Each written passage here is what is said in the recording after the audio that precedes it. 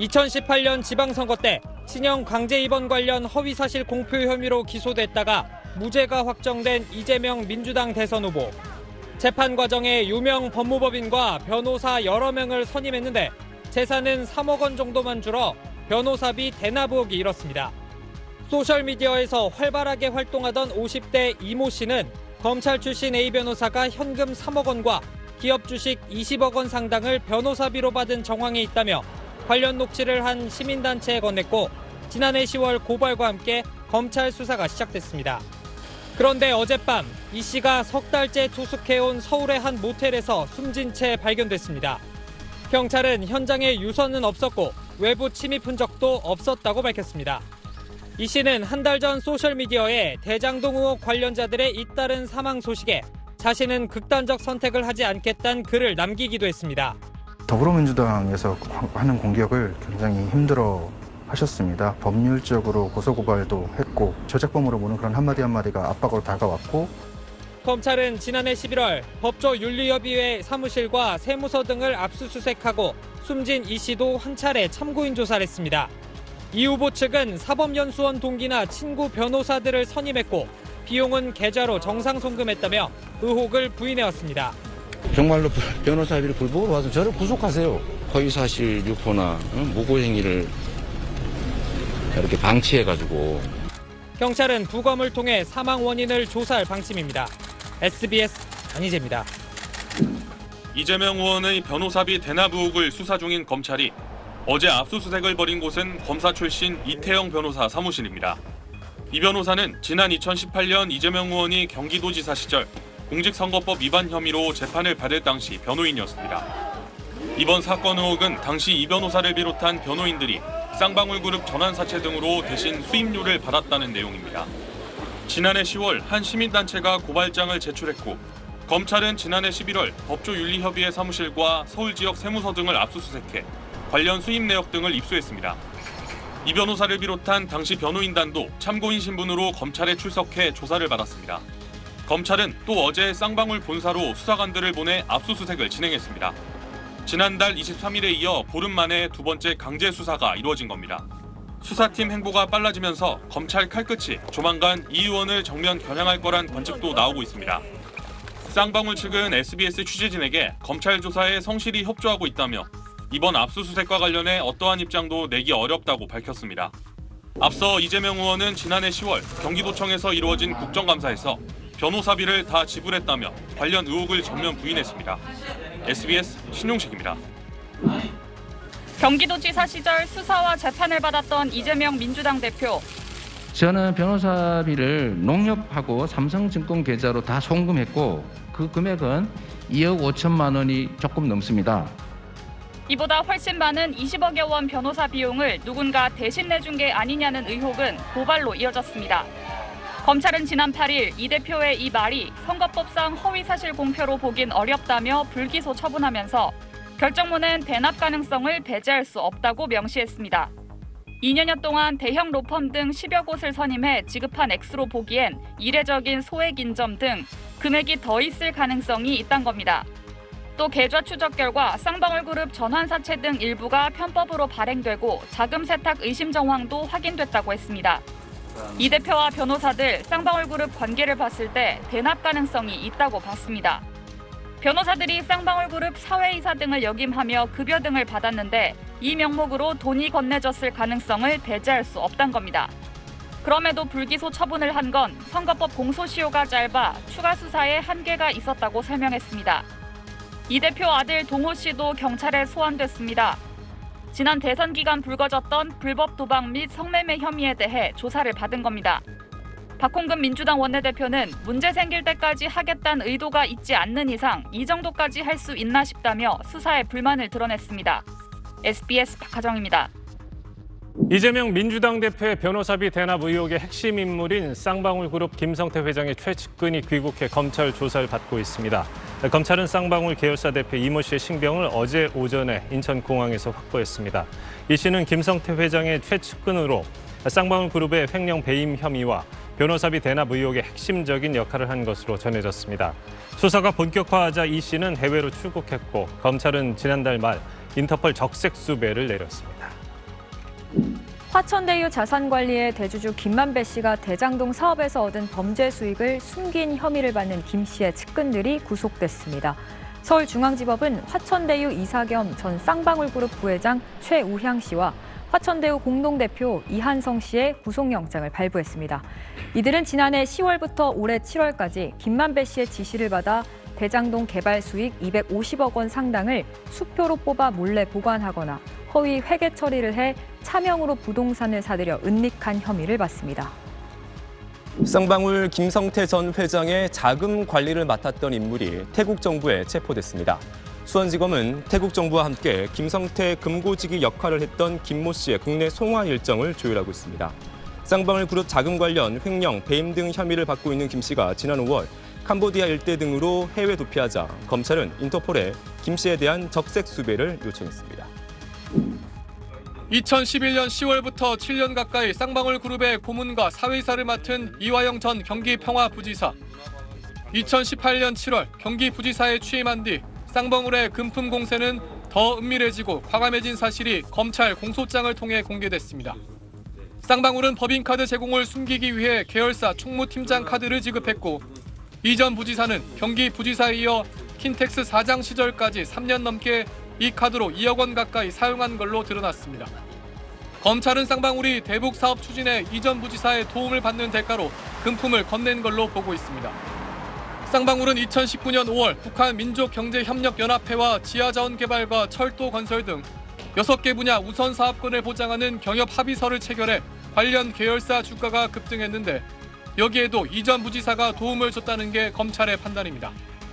공소장에 쌍방울 부회장 박모 씨가 이 전 부지사의 법인카드 사용 의혹이 불거지자 총무부서 컴퓨터를 모두 교체하도록 지시하는 등 핵심 증거를 없애거나 숨기도록 한 사실도 공개됐습니다. 이 전 부지사의 공소장엔 이재명 민주당 대표와 관련한 내용은 포함되지 않았습니다. 이 대표와 관련된 변호사비 대납 의혹은 김성태 전 회장 등 핵심 관계자들이 모두 도피 중이어서 수사 진척이 더딘 걸로 알려졌습니다. 이 전 부지사의 첫 재판은 오는 28일 열립니다. SBS 손혜관입니다. 수원지법은 오늘 새벽 특정범죄가중처벌법상 뇌물과 정치자금법 위반 등 혐의를 받는 이화영 전 경기도 평화부지사에 대해 구속영장을 발부했습니다. 범죄 혐의가 소명되고 증거인멸 우려가 있다는 이유입니다. 이 전 부지사는 지난 2018년 쌍방울 사회이사를 사임한 뒤에도 쌍방울 그룹으로부터 법인카드와 차량 등을 받아 써온 혐의를 받습니다. 그 대가로 이 전 부지사가 2019년 쌍방울의 대북 경제협력 사업 추진을 도왔다는 게 검찰의 시각입니다. 영장실질심사에서 검찰은 이 전 부지사 법인카드를 별도로 관리해왔던 쌍방울 직원들의 진술 등을 바탕으로 구속 필요성을 주장했습니다.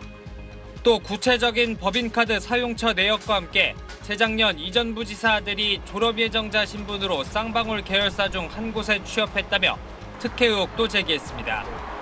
이 전 부지사는 법정에서 이 같은 의혹을 모두 부인한 걸로 알려졌습니다. 법원은 더불어 뇌물 공여와 증거인멸 등의 혐의를 받는 쌍방울 부회장 A씨에 대해서도 구속영장을 발부했습니다. 이 전 부지사 구속으로 쌍방울 그룹 의혹 수사에 탄력이 붙을 걸로 보이는 가운데 문제의 사업 추진 당시 도지사였던 이재명 대표가 관련 내용을 얼마나 알고 있었는지 등도 주요 수사 대상이 될 거란 전망이 나옵니다. SBS 안희재입니다. 검찰 수사관 출신 A씨는 2년 전 쌍방울 계열사 임원으로 옮기면서 공직자윤리위원회에 취업심사도 받지 않았습니다. 70만 원 과태료로 무마됐고 이후 쌍방울그룹 감사직함으로 일한 것으로 검찰은 파악했습니다. A씨는 후배 수사관에게 부탁해 쌍방울그룹 배임 횡령 사건의 수사 대상자와 수사될 범죄 사실 등 압수수색 영장 내용을 후배 집 앞 주차장에서 전달받았습니다. A씨는 다음 날 검사 출신 이모 변호사에게 다시 건넸습니다.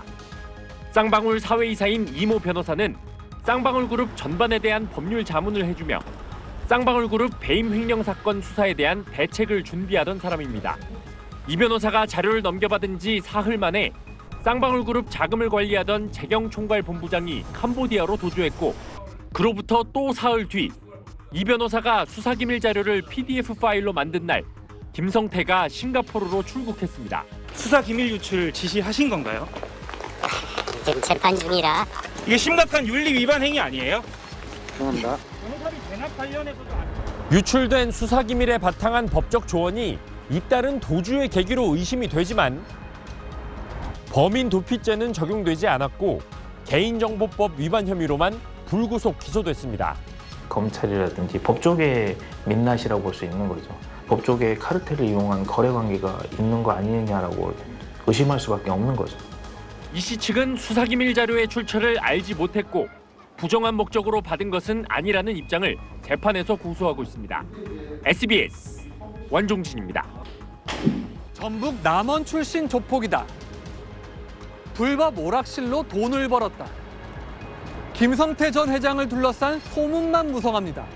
끝까지 판다팀은 공문서 등을 통해 과거 흔적이 확인되는 2007년 이후 행적부터 짚어봤습니다. 각종 투자업과 대부업체가 밀집한 서울 강남 도산대로 김성태는 이 일대에서 도쿄에셋이라는 업체를 차명으로 운영했습니다. 여기 도쿄에셋이라는 데가 있었던 거는 기억이 안 나요. 예전에 무슨 뭐 있었긴 있었다. 아주 오래전에 약간 판단식으로 계시는 분이 좀 다르긴 한 것 같은데. 투자 상담업을 한다고 했지만 실상은 불법 대부업체였습니다.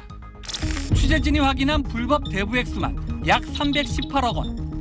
돈을 빌린 사람 중엔 주가 조작으로 처벌받았던 범 LG가 3세. 허위 유상증자로 거액을 챙긴 전 상장사 대표를 비롯해 김성태와 함께 수사 대상에 오른 배상윤 KH그룹 회장도 있습니다. 김성태는 검은 돈을 굴려 더 큰 돈을 벌었지만 2015년 대부업법 위반으로 기소돼 벌금 1,500만 원만 선고됐습니다. 이에 앞서 2010년 1월 김성태는 도쿄에셋의 이름을 바꿔 쌍방울을 인수합니다.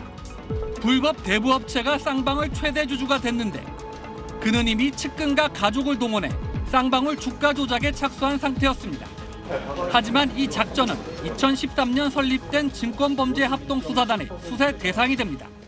김성태가 도주한 사이 동생 김모 씨가 먼저 기소됐고 김성태는 이듬해 자수했습니다. 이후 3년에 걸친 1심 재판에 전관과 대형 로펌 출신 등 변호인 31명이나 이름을 올렸습니다. 결과는 재벌 회장 전용 판결이라는 징역 3년에 집행유예 5년입니다. 법원은 범행을 부인하고 있지만 쌍방울이 안정적으로 운영되고 있다는 이유를 들었습니다. 검찰은 김성태 일당이 347억여 원의 부당이득을 챙겼다고 봤지만 법원은 취득한 이득이 다액으로 보인다면서도 입증 증거가 부족해 산정 불가로 판결하며 추징금도 선고하지 않았습니다. 추징액을 산정하는 것 자체가 굉장히 어렵습니다. 그러다 보니까 추징이 선고되지 않는 경우가 많거든요. 그것이 결국은 어떤 불법적 이득을 결국 범죄자에게 귀속시키는 결정적인 이유가 된다고. 추징당하지 않은 다액의 이득은 이후 김성태가 여러 상장사를 인수하는 종잣돈이 됐을 것으로 추정됩니다. 측근과 가족 뒤에 숨은 채 저지른 불법 대부업과 주가 조작은 꼬리가 잡혔지만 엄벌을 피한 탓에 쌍방울 그룹은 완성될 수 있었습니다. SBS 권준입니다. 네, 끝까지 판다팀이 취재한 내용 권지은 기자와 정리를 해보겠습니다. 자, 김성태 전 회장이 이름이 최근 언론에 많이 오르내리긴 했지만 이 끝까지 판다팀이 특별히 좀 주목한 이유가 있습니까? 네, 저희가 보도했듯이 김성태 전 회장은 불법 사채업으로 돈을 벌어 쌍방울 주가 조작을 하고도 추징금도 없는 집행유예 선고가 고작이었습니다. 덕분에 쌍방울을 계속 실소유해가며 더 큰 부를 축적했고 권력기관 출신 사회이사를 방패로 두면서 주식시장 큰 손으로 통할 만큼 더 강력한 경제 권력을 지니게 됐습니다. 이젠 정경유착 의혹에 연루되고도 수사기밀을 취득해서 도피까지 할 수 있는 위치가 됐습니다. 애당초 형사사법 시스템이 제대로 작동만 했어도 이를 막을 수 있었을 텐데요. 무엇보다 자본시장을 크게 교란시키고도 계속 경제 권력을 유지할 수 있게 된다면 공정과 신뢰가 생명인 자본시장은 병들 수밖에 없습니다. 더 상세한 이야기는 뉴스가 끝난 뒤 SBS 뉴스 유튜브 채널 라이브로 전해드리겠습니다. 네, 알겠습니다. 지금까지 끝까지 판다팀 권지윤 기자였습니다. 경찰은 해외 도피 중이던 김성태 전 회장을 우리 시간으로 어제 저녁 7시 30분쯤 태국 빠툼타니에 있는 골프장에서 검거했다고 밝혔습니다. 태국에 파견된 우리 경찰 주재관이 김 전 회장이 정기적으로 골프를 친다는 첩보를 입수한 뒤 태국 경찰 이민국과 공조해 며칠 동안 잠복한 끝에 골프장에 나타난 김 전 회장을 검거했다는 겁니다. 김 전 회장보다 먼저 해외로 도피했던 양선길 현 쌍방울 회장도 현장에서 함께 검거했다고 경찰은 밝혔습니다. 앞서 수원지검은 지난해 6월 23일 쌍방울그룹 본사 등을 압수수색했는데 김 전 회장은 이보다 앞선 지난해 5월 31일 싱가포르로 출국해 검찰 수사를 피했습니다. 이후 수사 과정에서 현직 검찰 수사관이 쌍방울 측에 수사 기밀을 유출해 김 전 회장이 도피할 수 있도록 도운 사실이 드러나기도 했습니다. 검찰은 또 쌍방울그룹 비리 의혹에 대한 수사를 이어나가 주가 조작, 불법 대북 송금, 뇌물 제공 혐의 등으로 쌍방울 관계자들을 잇따라 재판에 넘겼지만 최고 의사결정권자인 김 전 회장은 조사하지 못했습니다. 김 전 회장이 국내로 송환되면 이재명 민주당 대표의 변호사비를 대납해줬다는 의혹에 대한 수사도 더욱 속도를 낼 것으로 보입니다. 검찰은 김 전 회장이 최대한 신속하게 송환되도록 법무부를 통해 태국 당국과 협의하겠다는 방침이지만 김 전 회장이 현지에서 송환 거부 소송을 낼 경우 국내 입국 시기는 늦어질 수도 있습니다. SBS 김덕현입니다. 지난 10일 태국 방콕 인근의 한 골프장에서 검거된 김성태 전 회장은 어제 불법 체류 여부를 가리는 재판에 출석했습니다. 검거 직후 불법 체류가 아니라며 완강히 버티던 것과 달리 불법 체류를 인정하고 벌금도 납부하겠다고 밝힌 것으로 확인됐습니다. 태국 법원은 3,000바트, 11만 원 상당의 벌금이 납부되는 대로 김 전 회장을 추방할 예정입니다. 수사당국 관계자는 하룻밤 사이 김 전 회장이 귀국하는 쪽으로 심경 변화를 보였다고 밝혔습니다. 검찰은 김 전 회장이 체포된 직후부터 빨리 귀국해 조사를 받고 의혹들을 터는 게 낫다고 설득 작업을 벌여왔습니다. 결국 김 전 회장도 체포된 만큼 귀국해 수사에 임하는 게 유리하다는 판단을 한 것으로 보입니다. 한국 대사관은 김 전 회장에 대해 긴급 여권 발급 절차에 착수했는데 서류 작성과 심사 등 관련 절차에 시간이 조금 더 걸릴 것으로 예상됩니다.